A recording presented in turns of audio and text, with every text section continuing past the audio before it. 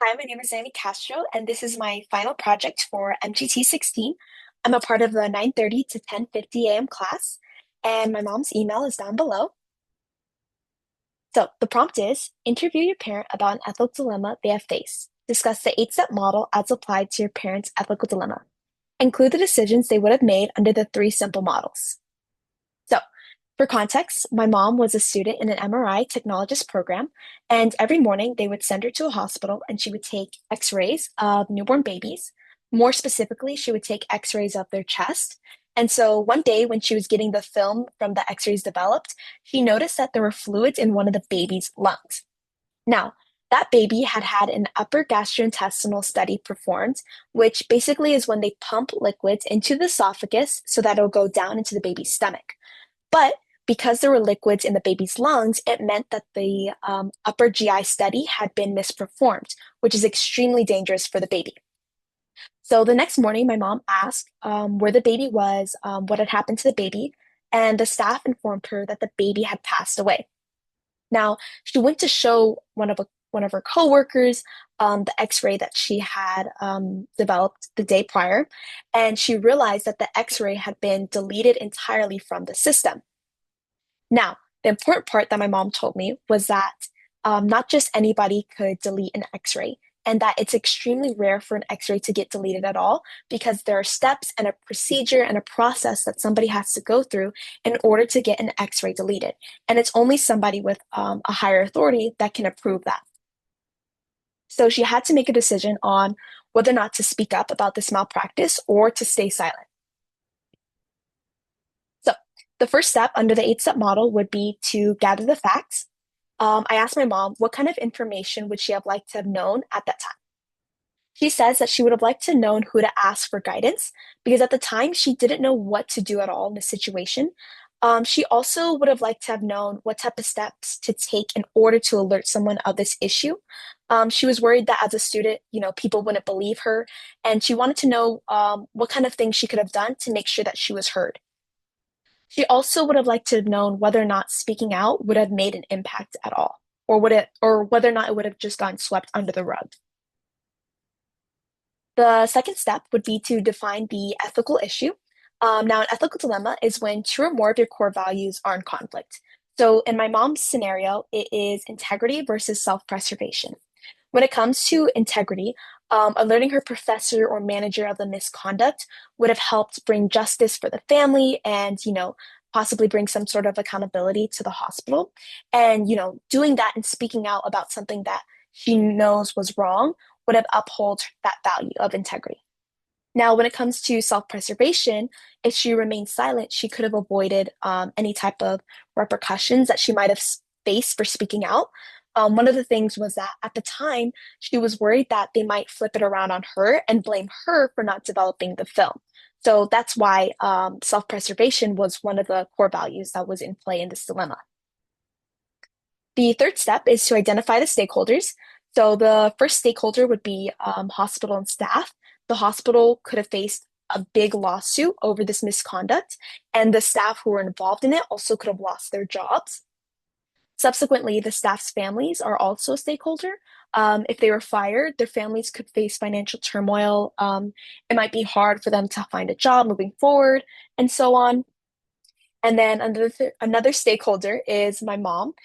She could face repercussions for speaking out. She might lose her spot in the program. And at the time, she was trying to get started with her career. So obviously, being in this program is very important. And then finally, the last stakeholder would be the baby's family. Um, Obviously, it was their child that ended up passing away because of this mistake, and they might never know the truth of their baby's passing, nor will they ever receive any type of justice or compensation. The next step is the fourth step, which would be to look at it under the consequences model. And the consequences model prioritizes the greater good and the overall impact above all else. So, under this model, the choice that my mom should have made would be to remain silent and not alert anybody of the misconduct. The reason why is because the baby had already passed away. The family would have never known that it was the hospital's mistake that killed their baby. and the staff and hospital would face the most repercussions from this situation. They could have lost a lot of money, the lawsuits could have been tedious. And so, when examining it under this model, there are more consequences when it comes to speaking out than there would be when it comes to remaining silent. So, under this model, she should have not said anything at all. The next step is the fifth step, which would be to look at it under the obligations model. The obligations model is based off of Kant's categorical imperative, which has us ask ourselves, what kind of a world would we live in if everybody did what I was about to do? So, under this model, my mom should have spoken up and alerted somebody of this kind of misconduct. Because if everybody chose to stay silent, hospitals could keep getting away with this type of malpractice.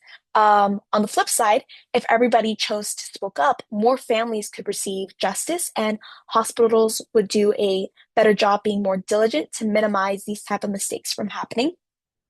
And so, once again, under this model, she should have spoken up. Step six would be to look at it under the integrity model. This model is under the assumption of what would a good person do? So, under this model, once again, my mom should have spoken up and alerted somebody. Somebody of integrity would speak up to try and ensure that the staff was held accountable. If they know that something wrong has happened, they would have tried their best to make sure that that type of misdeed is brought into light. And they would also make sure that the people around them are held accountable, that they don't just get away with, being sneaky and deleting an X-ray photo. Next step would be creative solutions. So I asked my mom, and she said that looking back now, she would reach out to somebody that knows more than her, maybe somebody that was more experienced in the field. She would have done more to ask for more guidance, more advice on what to do. She says that she definitely would have gone to her professor or a manager at the hospital, maybe even possibly contact the family. And then finally, the last step would to be to check your gut. Now, at the time, my mom said that her gut told her to speak up, but her head told her to stay silent because, as a student, she didn't know what was going to happen to her. She didn't know what to do. She didn't know how this would jeopardize her career in the future. Um, but then now, once again, she says that her gut still tells her that she should have spoken up all those years ago. And she says that she really does regret it and wishes she had said something. Um, One of the key things that she said, though, was that my gut told me the same thing then as it does now. I should have said something, but fear, my youth, not knowing what to do, and feeling powerless all played a part. So inevitably, she chose to remain silent, but even now, she still feels like she should have spoken up and done more. So, to summarize, my mom had to decide whether or not to call out the hospital for their malpractice or to not say anything at all in order to avoid any type of repercussion. And so, in this scenario, her core values of integrity and self-preservation came into conflict with one another. And ultimately, even though she chose to remain silent, she still feels like she should have valued integrity more and spoken up about the situation. And so, through her experiences, one of the biggest takeaways that I have is that fear of the unknown can definitely be super paralyzing. Not knowing what's going to happen to you if you try to, be an honest and good person can definitely scare a lot of people away from upholding integrity. But sometimes you have to overcome your fears in order to uphold your values. And so, because of that, I'll definitely be mindful of that moving forward. And I will try to speak up when I see something that's wrong. And when I know it's wrong, I'll definitely listen to my gut when it comes to that time. So that's all. Thank you for your time.